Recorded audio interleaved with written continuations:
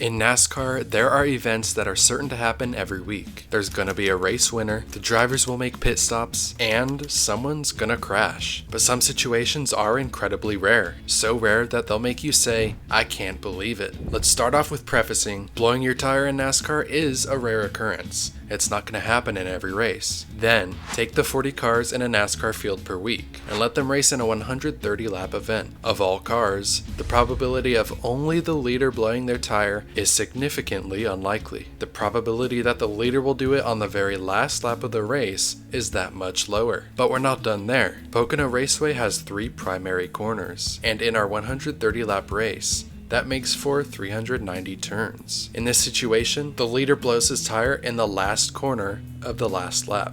And yeah, there's no way that you can make this up. This scenario described above, while not proven by complex mathematical equations, can generally be labeled as a 1 in 1 million situation. Let's give you a bit more context on these situations. Blowing your tire as the leader in the final corner is so rare. I can only think of 3 examples where the leader has blown their tire on the last lap. Kyle Busch in 2016, Dale Earnhardt in the 1990 Daytona 500, and Lightning McQueen in Cars 1. I think the Cars movie was trying to teach us that if you're second in a race, don't give up because running your fastest could make all the difference in catching the leader when they have a problem. Even though Alex Bowman got past with a handful of laps left, he stayed in it and got to capitalize on Larson's misfortune. It seems like there may be a curse on NASCAR drivers who are about to win 4 races in a row, because Larson suffered from a flat tire. Only 8 before him have ever won 4. Oh, he's got a flat tire. The left front tire's flat. It's down. He's going to go into the wall. Kyle Larson into the wall. Kyle Busch ran out of fuel on the last lap, and when Logano was about to do it, this happened. Cleared by Logano. Maybe no. Every once in a while you'll see NASCAR drivers finish a race when they're in the middle of a crash, but imagine finishing a NASCAR race upside down and getting a top 20 while doing it. I thought this was a much more common occurrence, but I had to look back on a few finishes to make sure drivers weren't upside down as they finished the race. And just as I suspected, Carl Edwards didn't make it to the line in this one. Austin Dillon flipped after he finished the race. Ryan Newman in 2020 had the same thing happen to him, but he might have finished the race in midair. I'd be surprised to see that ever happen again. So nope. Finishing a NASCAR race upside down is an extremely rare occurrence, and Clint Bowyer is really the only obvious example.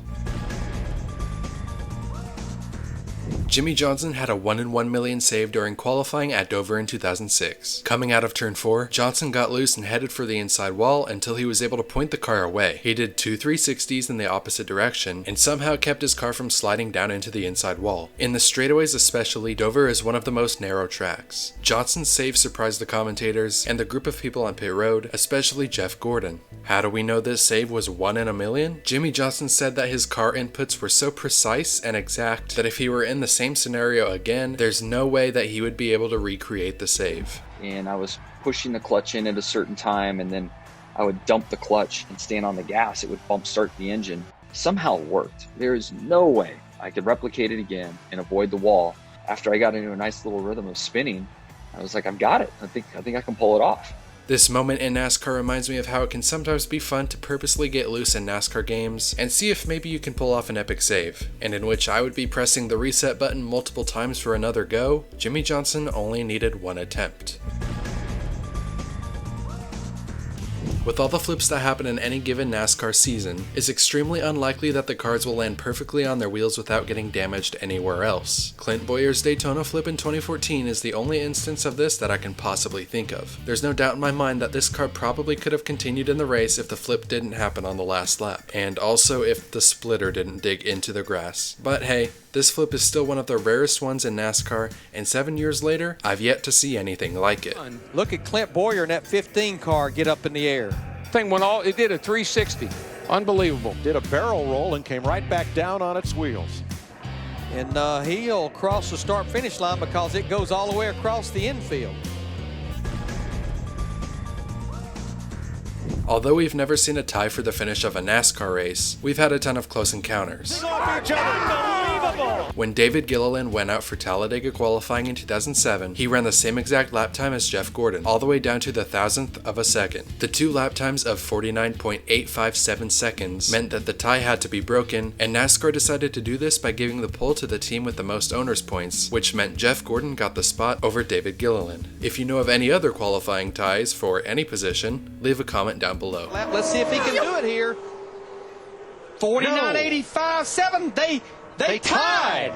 Both of them. Jeff Gordon, David Gilliland, 49.857. Identical laps. Well, to the what would you thousandth expect of a second. in Alabama? Damn tie. They tied. In the 2002 Winston, Jeff Burton led segment 1 with only a handful of laps left. All drivers had to make a pit stop during the stage, but it came as a surprise to the announcers as Burton took the white flag without coming down pit road. Surely this was against the rules. However, Jeff Burton's team realized that their pit stall was slightly before the start-finish line, meaning they could come down to the pits on the last lap, put 4 fresh tires on the car, and then cross the finish line on pit road to maintain the lead. Daryl, what if your pit was before the start-finish line, you pitted on the last lap, and you only had to jump across the line? Yeah, because the start-finish line goes all the way across the road. That's what he's going to do. That's what he's going to do. That's what I'm trying to say right now. They're on a strategy move right here to make that pit and just go across the start-finish line, and they'll be good. Wow, this is either crazy or brilliant. We'll see here in just a second. This effectively allowed him to skip the amount of time he would have lost by traveling the full distance of pit road at the speed limit. At first glance, this just looks like a 200 IQ move. But it was also unfair because everyone with a pit stall past the start-finish line could not take advantage of this loophole in the system. This is likely why, in 2021, all NASCAR drivers who want to pit before a stage end have to do so a handful of laps before. That's why the strategy Jeff Burton pulled came as such a shock, and NASCAR will likely never let this happen again. Now, if you don't know, NASCAR's all-star races are traditionally run much different from the average points-paying race. There seem to be new gimmicks every year, such as special green tires, underglow, and changing of race formats all the time. If you watched the 2021 All-Star race, you'd know that they somehow incorporated Deal or No Deal into the event. In 2001, the race unknowingly started with the track being wet in turns 1 and 2. Where have we seen that before? That's 2 cars. Truex. It's raining. Raining in turn 1. It all of a sudden started raining really quickly in turn 1. But since it's the All-Star race, NASCAR decided to let everyone who crashed go to a backup car just to give them a fair shot. One of the cars involved was the famous number 24 of Jeff Gordon, and spoiler alert, he won with that backup car. Based on how strict NASCAR is with not letting anyone use their backup cars once a race has started, or not even letting them repair the cars under a red flag when the damage wasn't their fault, it's very likely that NASCAR will never allow this again, unless it's the All-Star race and rain comes into play within the opening laps. Now, I won't be asking for subs because, to be honest, I just appreciate that you guys are watching till the end of the video. Maybe just drop a like and we'll see if we can get to 5,000. Because let's face it, the probability that you're a NASCAR fan who found this channel, then found this specific video, and then proceeded to hit the like button is probably about 1 in a million. And I wouldn't be mad at all if you clicked like to keep with the theme of the video. Maybe watch another vid. Boom, boom, boom, boom. There's 4 of my favorites.